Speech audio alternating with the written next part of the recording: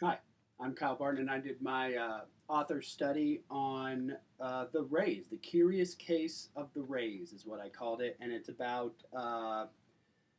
H.A. and Margaret Ray. They were the creators of Curious George.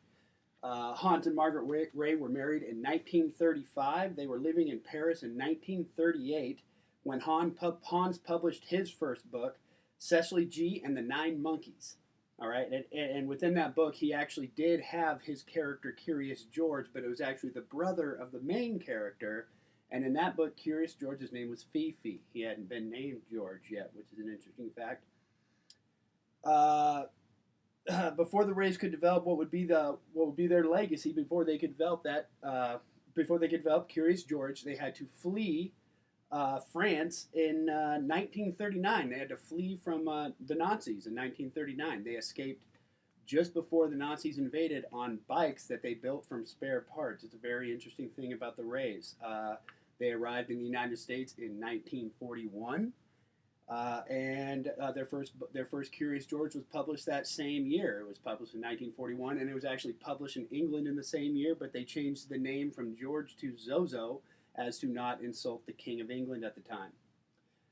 Some interesting facts about the Rays. Hans Hans actually goes by H.A. Rays, his author's name, but his full name is actually Hans Augusto Reyersbach. So and Margaret's name was Margaret Elizabeth Waldstein, and they were both German Jews, Jewish ancestry. They had Jewish ancestry, so they were at danger during that time when they were creating Curious George. Curious George, like I said, was first called Fifi, which was interesting. Uh, Hans oversaw all the ideas and the illustrations. He came up with the ideas and the illustrations. Marguerite was in charge of plot and the writing and coloring.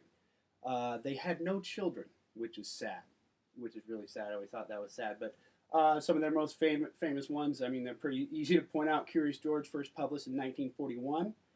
Curious George takes a job in 1947. Curious George rides a bike, 1952. Curious George gets a medal in 1957. And Curious George flies a kite in 1958. Curious George learns the alphabet in 1963. Curious George goes to the hospital in 1966. Hans died in 1977, 20 years before Marguerite. She died in 1996. Uh, the book I chose to do the read aloud on was George Takes a Job.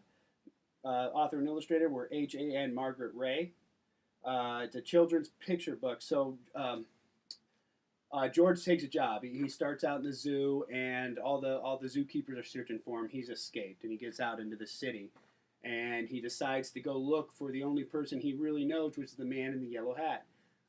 And so he goes out on an adventure. He catches a bus. He gets on top of it. He goes for a ride. And the place he sees that catches his attention is an Italian restaurant. And so he goes in there and uh, he notices the spaghetti and he starts eating the spaghetti and he really enjoys it. But then the chef catches him stealing. So he has to start washing the dishes to pay for what he's stolen. And the chef notices that because George has four hands, being a monkey, feet and hands, that he's good at this.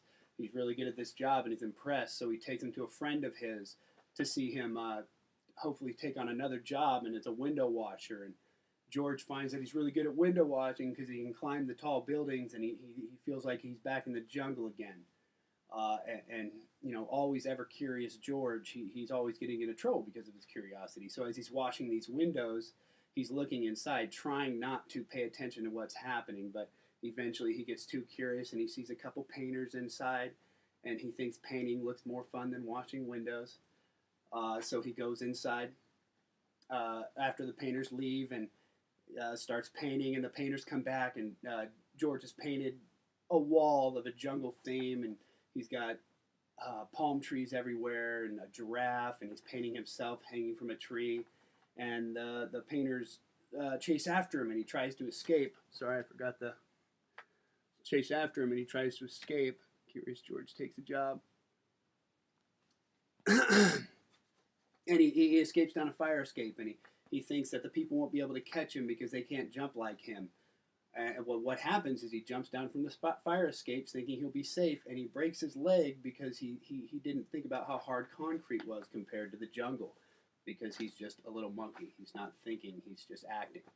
And he ends up going to the hospital, and the man in the yellow hat sees in the newspaper that a monkey had escaped, and he calls the hospital and says, take care of him, I'll be there to pick him up. And in that little bit of time, that one day he was in the hospital, George was too curious, and it was an odd part of the story actually, but he finds a bottle marked ether, and he can't help but find out what it is. And so he takes a look at it, and next thing he knows, he wakes up, and the man in the yellow hat is there to rescue him. So he sniffed ether and passed out, too curious for his own good. And the man in the yellow hat takes him to a movie studio where he becomes part of a movie, a documentary, I'm guessing. But I think the overall theme of most Curious George books are, don't be too curious because it can be dangerous, and respect the people telling you what to do, authority figures. Yeah, that's what the man in the yellow hat is. He's an authority figure. There's no mythological, there's no background for him at all. He's just the man in the yellow hat. He's an authority figure, and I think that what the books are trying to teach kids is to listen to these authority figures when they tell you things. You can get into trouble. You can get hurt. Be careful. And I actually completely understand that. I understand that completely. The illustrations are simple by Hans Ray and colored in by Margaret. There's so much color on the picture, but there's also a lot of empty space. Anything that's not necessarily in motion or a person or part of the action is just white. It has an outline, like the streets and the buildings that aren't part of the action aren't colored in. But then the buses and the cars and all the people on the streets, they're colored in. There's a lot of activity. It's very interesting. It's beautiful. But that's what I did the read aloud on. As far as the assignment to go with this, it is for little kids. I would just print out a picture, maybe of Curious George, and have them color it in.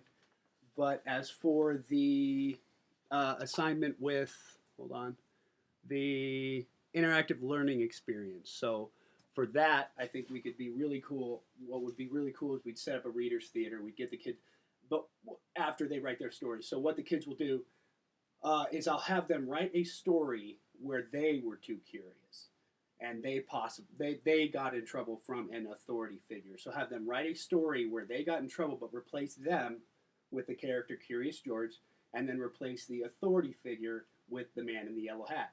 Okay, and so basically we could write our own Curious George, and then we'll have our readers theater where we will have our kids come into a circle, or we could just sit down in the class and read our stories aloud, and I guess basically admit to one time we got a little too curious and might got in trouble. I think it would be a really fun activity.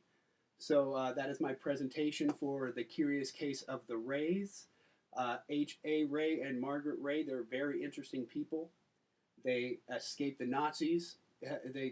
Curious George was almost killed by World War II, by the Nazis. It was almost, they escaped with 5 transcripts, and Curious George was one of them. So that's quite, that's really an amazing tale on a bike that they built themselves.